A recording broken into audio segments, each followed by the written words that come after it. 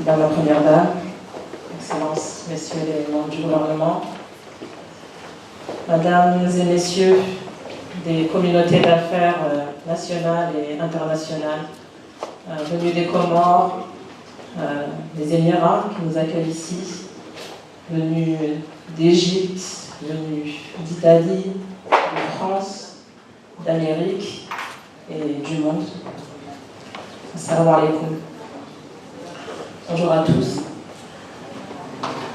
Donc après les interventions de ceux qui sont venus ici à cette place avant moi, je vais quant à moi vous présenter le cadre légal des affaires aux Comores. Un cadre, il a été dit, incitatif, qui a été mis en place afin de faire en sorte que ceux qui choisissent de venir investir dans notre beau pays bénéficient de toutes les conditions requises et de l'accompagnement nécessaire pour pouvoir réaliser leurs investissements.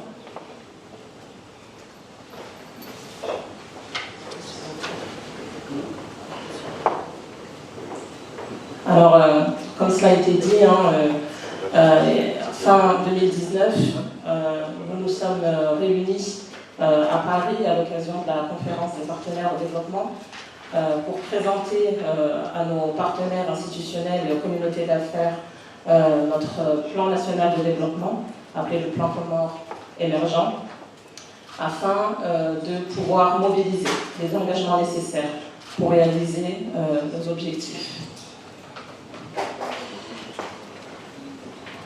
Alors, cela a été dit aussi, ce plan Comores émergent donc, se fonde sur des pôles de développement qui sont appelés des socles et qui ont été suffisamment cités. Cela a été dit, le tourisme et l'artisanat, l'agriculture, l'économie bleue, les services financiers et logistiques, l'industrie.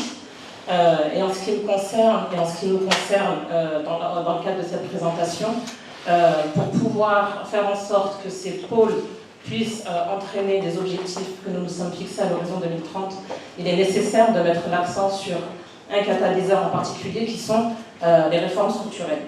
Alors ces réformes, nous n'avons pas attendu 2019 pour les faire.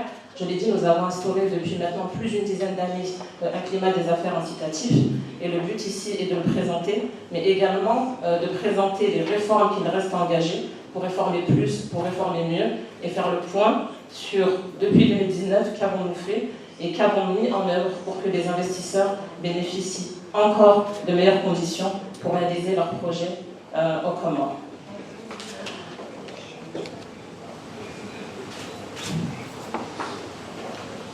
Alors, les réformes déjà réalisées, ça va aller vite parce que ça a été évoqué, mais il est important de dire, de souligner, d'insister sur le fait que les Comores ont une position géographique stratégique, cela a été rappelé, mais les Comores ont su se servir de cette position géographique stratégique pour avoir, à travers la signature d'accords régionaux et internationaux, également une position commerciale stratégique.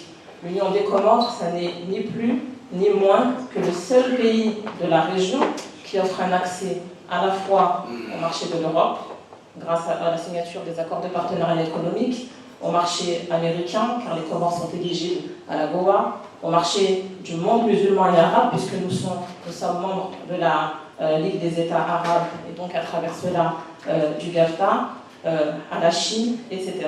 Donc nous sommes les seuls pays, nous sommes aux côtés de Maurice, de Seychelles, etc., mais nous offrons cet accès à tous ces pays-là. Donc ceux qui souhaitent exporter leurs biens et leurs services seront bienvenus aux Comores et pourront mettre en œuvre des projets qui viseront à accéder à ces marchés. Également, donc l'Agence nationale pour la promotion des investissements, qui est là pour porter à la connaissance des investisseurs les opportunités d'investissement et offrir des services dédiés. Peut-être très concrètement, pour illustrer ce que, à travers l'accompagnement de l'Agence nationale des investissements, nous avons pu réaliser depuis 2019. Alors, il faut savoir que 2020, pour l'année 2020, nous avons enregistré à travers le guichet unique de l'Agence nationale pour la promotion des investissements 715 entreprises. Pour un pays qui fait la taille du nôtre, c'est 3,5 fois plus que l'année précédente, en 2019. Nous avons également accordé à un certain nombre d'entreprises des agréments qui donnent droit aux bénéfices d'exonération fiscale et douanière. Le montant de ces exonérations se porte à 945 765 786 francs comoriens. Donc c'est un accompagnement de l'État à travers ces exonérations qui a été accordé. Alors, au premier plan de ces exonérations, le secteur qui a été le plus accompagné à travers ces exonérations, c'est l'industrie. Nous avons accompagné des entreprises qui fabriquent des produits, qui transforment des produits. Ça représente plus de 70% des montants accordés en exonération. Ces entreprises qui se situent essentiellement dans les industries naissantes auraient besoin ici de pouvoir conclure des partenariats technologiques, commerciaux, financiers avec des entreprises étrangères. Certaines d'entre elles sont représentées et ce sera l'occasion pendant les B2B d'échanger avec elles pour voir les connexions qu'il peut y avoir et les partenariats qui pourraient être conclus. Alors je disais, depuis une dizaine d'années, un certain nombre de réformes adoptées pour mettre aux normes notre cadre des affaires, pour avoir un cadre des affaires qui soit conforme aux standards internationaux. Donc à travers toutes ces réformes adoptées, nous avons vu lors de la vidéo, donc le cadre juridique des partenariats publics-privés, nous en parlerons, la loi sur les tribunaux de commerce, le crédit bail, la fiscalité, la création d'entreprises, la loi sur les marchés publics.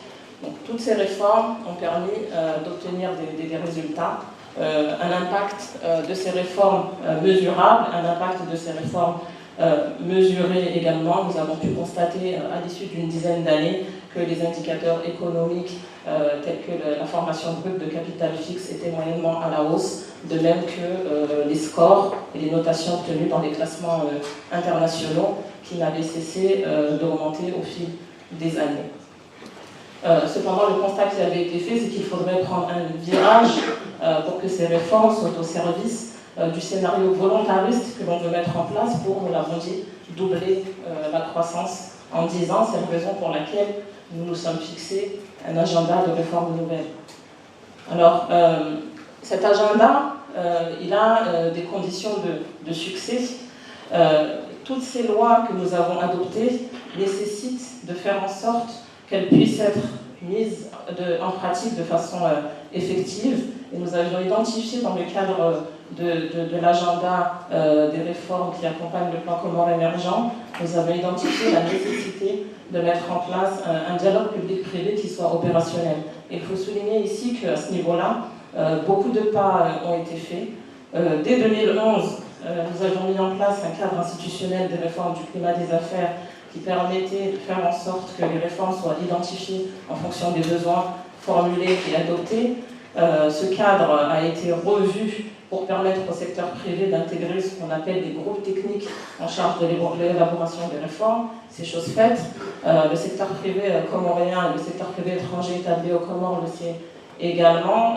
En 2020 a été adopté un décret qui institue une plateforme de dialogue public-privé et nous nous réjouissons de voir que ces derniers jours, le secteur privé a été impliqué dans les travaux relatifs à l'élaboration du budget. Donc autant de pas qui montrent que ce dialogue public-privé se fait et qu'il se fait au service de la formulation de réformes qui soient utiles et qui soient conformes aux besoins du développement des activités de nos entreprises. Alors ce que nous avions identifié principalement, alors le partenariat public-privé, c'est extrêmement important. La réalisation des projets donc, nécessite la mobilisation de ressources privées, mais également de ressources publiques. Et l'association de ces deux parties fera que ces projets seront plus facilement réalisables. Alors aujourd'hui, ces partenariats publics-privés, ils sont rentrés, si je puis dire, dans la norme et dans la pratique. Nous en signons régulièrement, nous en avons signé certains avec des personnes qui sont présentes dans cette salle et qui pourraient, pourquoi pas, témoigner du fait que ce cadre juridique a été mis en place en 2017, promu lors de la conférence de Paris en 2019, est aujourd'hui pleinement effectif et opérationnel et permet de réaliser des projets concrets aux Comores. Alors, les procédures du commerce extérieur, il y a un enjeu, il y a beaucoup d'enjeux, mais parmi ces enjeux, pour faciliter ces procédures, il y a la question de la digitalisation. Et aujourd'hui, on a mis en place un guichet unique électronique dont on espère qu'il permettra de rendre ces procédures plus rapides et plus simples. Mais ce guichet unique électronique existe et il permet d'interconnecter les différents services qui permettent de dédouaner des équipements. Et il est effectif également aujourd'hui, 2 ans après la conférence de Paris. Et puis enfin, la révision du Code des investissements. Donc ce Code des investissements dont on dit depuis longtemps qu'il est le plus incitatif de la région. Un Code des investissements qui était basé essentiellement sur des incitations fiscalo-douanières. En 2020, nous avons adopté un nouveau Code des investissements qui, lui, renforce les garanties des investisseurs, avec notamment une nouvelle garantie qui a été introduite contre l'expropriation. Un Code des investissements qui est en phase avec le plan national de développement, puisqu'il accorde plus d'avantages à ceux qui décident d'investir dans des projets dits prioritaires. Donc 2 ans d'avantages supplémentaires pour ceux qui investissent dans le tourisme, dans l'agriculture, etc., etc. Donc c'est ces secteurs prioritaires que nous avons cités ici. Et puis un Code des investissements qui offre également de nouveaux outils pour les investisseurs, avec un outil phare que nous nous apprêtons à développer et nous appelons les investisseurs à venir réaliser des projets à travers cet outil qui est les zones économiques spéciales.